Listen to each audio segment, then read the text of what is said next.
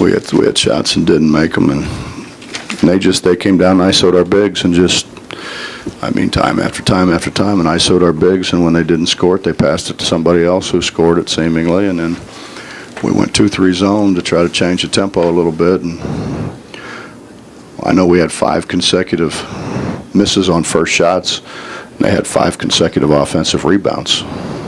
They just outmanned us. They were just tougher on the glass than we were.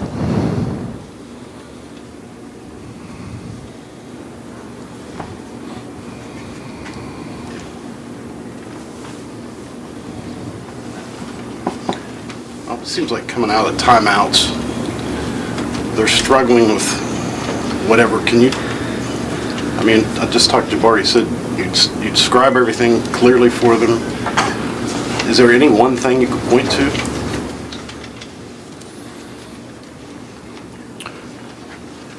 I guess we don't have the greatest listeners in the world.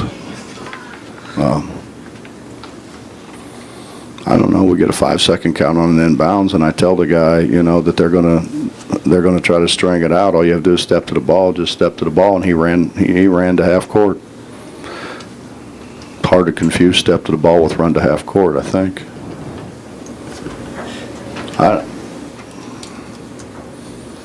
You know what though, Mitch? The truth of the matter is they just wanted to win more than we did. They out rebounded us. We throw it close and come up empty, and they throw it close and they score, get fouled, go to the line, make free throws. Osby goes 6 for 6 from the foul line. We didn't get to the foul line as much as what we wanted to. But Coach, those offensive rebounds you're talking about, Oklahoma, like it was 3-4 minutes, 2 minutes left to go in the game. Are those more crucial to their win than, missed shots on offense? yeah, I think so. I just said downstairs, Justin, and you've covered us, so you've been there. You remember we went to Ole Miss and Andy went 2-3 zone, and Ruoff missed, it seemed like 100 shots in a row in a corner, and Deshaun missed shots, but we rebounded. We rebounded, and then we went down and did a pretty good job guarding at the other end. I remember Notre Dame here. Mike goes 2-3 zone. We can't make a shot. We can't buy one. And now that's pretty good shooters, I think. The all-time leading three-point shooter in the history of West Virginia basketball. And he couldn't make one. And Deshaun couldn't make one. But we rebounded it.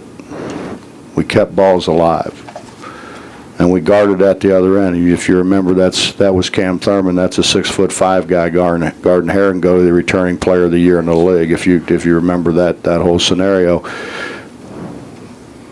And the truth is, we pretty much out-toughed them.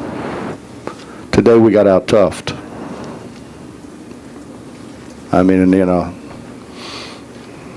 The amazing thing to me is they act like sometimes that's not the case. I don't know how a guy can just continue to rebound the ball and rebound the ball and rebound the ball, and you think maybe he's not tougher than you are, because that's what rebounding comes down to.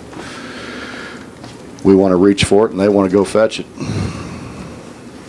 We talk about missed shots. Hell, we've missed shots here before and won.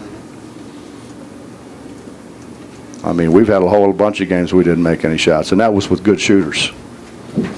And I'll be honest with you, Aaron Harris goes 1 for 8 today. He made every shot yesterday. We went against their zone yesterday. He made every shot. Every shot. He goes 1 for 8 today. Gary Brown don't make one today. And we continue to throw it close and come up empty. I think, you want to know what the difference is? The difference is we fought it more, I think. In all honesty, we rebounded the ball. We did the hard things. We guarded better. When you spend 7 days saying you can't leave Stephen Pledger, you can't leave the guy, and we run and leave him how many times? What is that? I don't know. I don't know what it is. You keep taking guys out, saying, the scouting report for 7 days was don't leave him. The scouting report on a couple other guys was we don't have to come out and guard them. They're going to drive it. They're not shooters, they're drivers. And we run out there and let them drive by us, not knowing personnel. I just told them in the locker room, what are we going to do? I don't know what we're going to do. Now we got 2 days to get ready for teams when we had a week before. And they can't remember after you tell them for a week. What are we going to do in 2 days? And if we're not going to rebound it, I mean, why play those guys? We might as well play small and spread them if we're not going to rebound it. I mean, I have a hard time with that, honestly, because my teams have always out-rebounded people. I mean, we've always out-toughed people. But With all of that, though, Bob, it would be a lot easier, wouldn't it, if you occasionally would make, or at least hit the rim inside 5 feet? I mean, it seems like, I don't know how many points a game you give away in there, but it's an awful lot. no, there's no doubt. I mean, I don't know, you know. Honestly, Kevin Hurring's not going to score it in there. He just doesn't have the lift to get over people. He's not going to score it in there. You never know what Dom's going to do with it in there. Dennis has not scored it.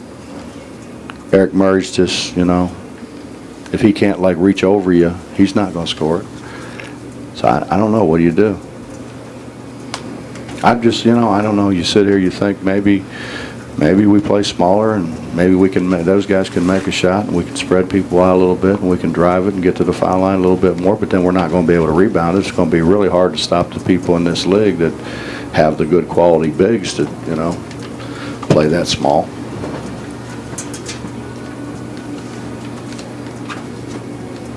But I guess when you're not rebounding with your bigs, I mean, what the hell makes the difference? If you're not going to rebound it, you're not going to rebound it.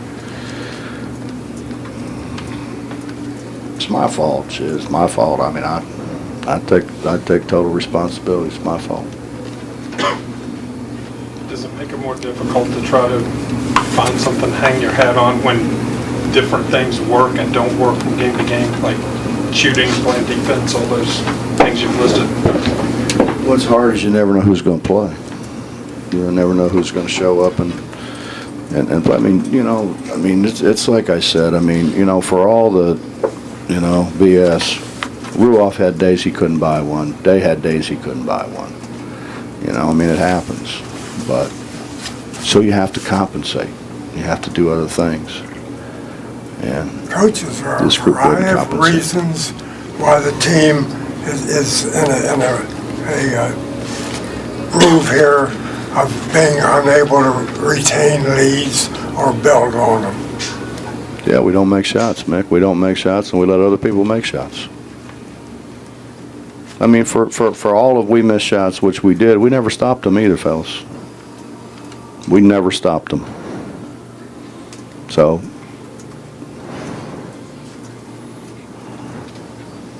I don't know. I mean, we come out of a timeout in the first half, and we're supposed to run a set.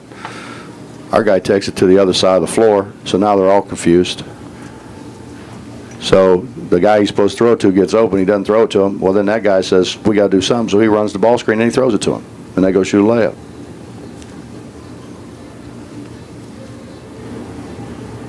I don't know. You know, it kills me because I know how much it means. I mean, I know how much it means to the people in this state, and it kills me that we're not any better than what we are. And I take full responsibility. But you know what, man? You try to believe in people, you know, and you try to trust people, and you try to look the good in people, and you know.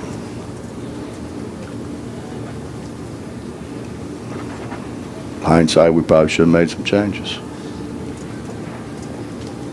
But it's my fault. It's 100% my fault.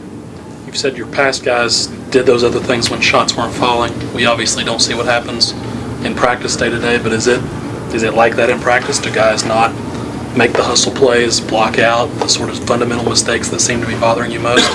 They do some days.